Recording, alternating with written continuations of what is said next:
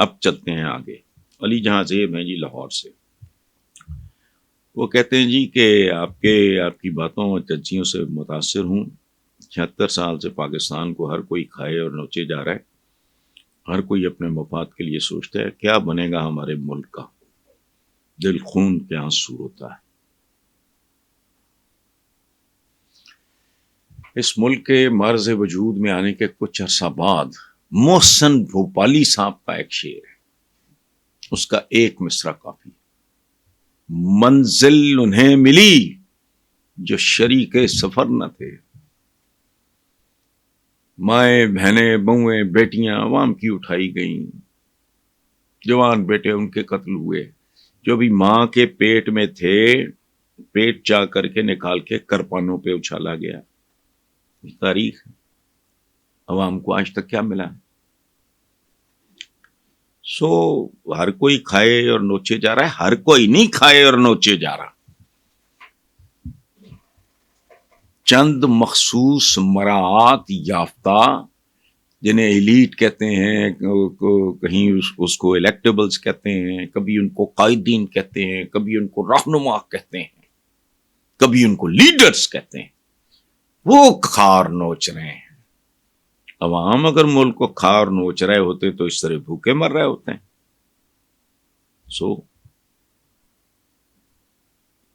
یہ آپ نے جو شعر لکھا ہے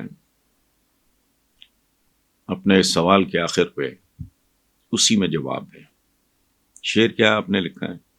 کب اشک بہانے سے کٹی ہے شب ہجراں, کب کوئی بلا صرف دعاؤں سے ٹلی ہے. میں تو جعلی مصنوعی منافقانہ دعاؤں سے تنگ ہوں, اور کئی بار کہہ چکا ہوں کہ وہ دعا رٹ ہے. دعا کے پیچھے میرٹ ہونا چاہیے. یعنی ایک تہجد گزار مسلمان کسی غیر مسلم بیوہ کی زمین پہ قبضہ کر لے اور پھر مسلح پہ بھی بیٹھ جائے اور پھر دعائیں بھی مانگے. چونکہ کیس عدالت میں ہے اور جج اگر نکل آئے, اتفاق سے ممکن نہیں ہے لیکن اگر نکل آئے آنےسٹ, تو کیا اس کی دعائیں سنی جائیں گی؟ یہاں اگر وہ محاورہ فٹ بیٹھ جائے کہ وکیل کی کرنا ہے جی جج ہی کر لو, تو پھر اللہ کی عدالت میں کیا ہوگا؟ دعائیں نہیں. ہم نے دعاؤں کو مذاق بنا لیا. اللہ خیر کرے گا.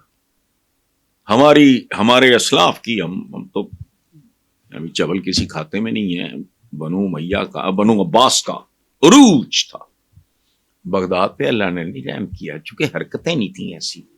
بنگلہ دیش پہ رحم کیا, حرکتیں تھیں ایسی. چند 100 سال سے عالم اسلام کا حال کوئی ہے؟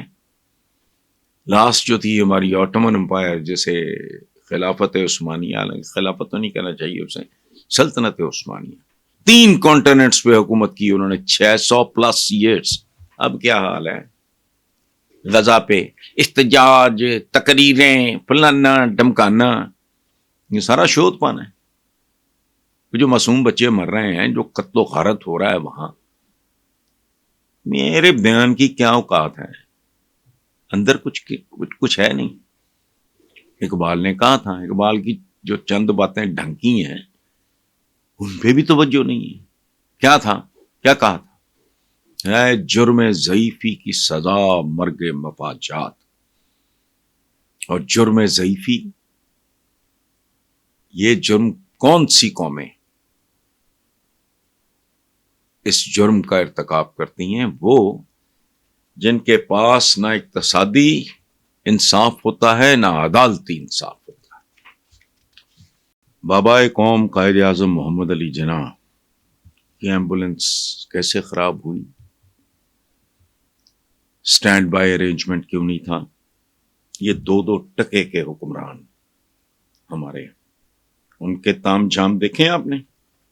ایمبولنسز بھی ہوتی ہیں, بلٹ پروف گاڑیاں بھی ہوتی ہیں, سیکیورٹی کی بھی گاڑیاں ہوتی ہیں, بم پروف گاڑیاں ہوتی ہیں. جس بندے نے یہ ملک دیا ہمیں, وہ بے بسی سے بابائے قوم کی بہن مکھیاں اڑاتی رہی. اس کا کوئی آگا پیچھا، کوئی کاروائی، کوئی پتہ چلا؟ نہیں چلا. اب ذرا آگے چلتے ہیں. قائد ملت، دست راست، right hand main of Quaid Azam, دن دہاڑے لیاقت باغ کہتے ہیں یہ کمپنی باغ تھا. ٹوٹل انکوائری کیا تھی؟ کمپنی باغ کو لیاقت باغ کر دو. کدھر گئے قاتل؟ کون تھے؟ کیا سازش تھی؟ آگا پیچھے. اگر پیٹ نہیں بھرا آگے چلتے ہیں. وہ کیا ہے؟ ذوالفقار علی بھٹو کی پھانسی، جسے جوڈیشل مرڈر کہتے ہیں، عدالتی قتل. اس کیس کا حوالہ عدالت میں نہیں دیا جا سکتا. اس سے بھی آگے چلتے ہیں. اب بھی اگر پیٹ نہیں بھرا اور آگے چلتے ہیں. مرڈر، پہلے مرڈر اٹیمپٹ کراچی میں، پھر دن دہاڑے مرڈر کس کا؟ بے نظیر بھٹو کا. اب یہ تو ہوگا انڈیویجولز. مجھے ایک بات بتائیں، کدھر ہے وہ حمود الرحمان کمیشن رپورٹ جس سے ہمیں شاید پتہ چلتا کہ ملک ٹوٹنے، دو لخت ہونے کے پیچھے حقیقت میں عوامل کیا تھے، لوگ کون تھے، ہوا کیا تھا؟